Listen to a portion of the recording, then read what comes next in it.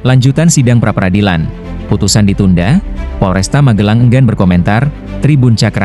Magelang, 1 Agustus tahun 2025.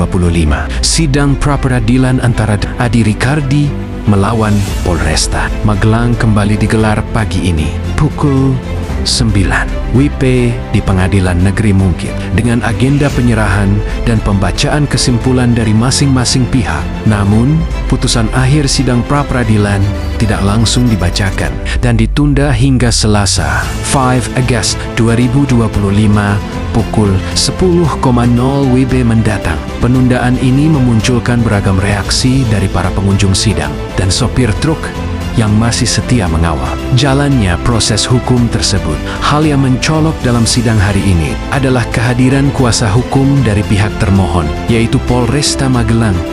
Saat hendak dimintai tanggapan oleh sejumlah wartawan, mereka memilih menghindar dan enggan memberikan keterangan resmi, menambah sorotan tajam terhadap transparansi dan profesionalitas aparat dalam menangani perkara ini. Kuasa hukum Adi, Raditya Andretti Hari, N.S.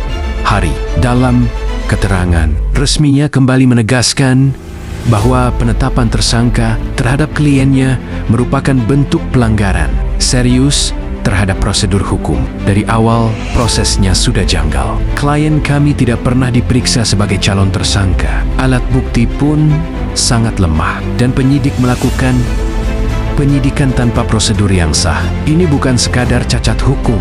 Ini bentuk kesewenang-wenangan, ujarnya. Pihaknya berharap hakim tunggal yang memimpin pra-peradilan dapat menimbang fakta-fakta hukum secara objektif, serta membatalkan penetapan status tersangka terhadap Adi Ricardi yang dianggap tidak berdasar hukum dan melanggar hak asasi sebagai warga negara. Di luar ruang sidang, puluhan sopir truk kembali memadati kawasan PN Mungkit. Mereka tetap datang sebagai bentuk solidaritas terhadap rekan mereka, serta sebagai simbol desakan dari akar rumput terhadap keadilan yang selama ini dirasa timpang.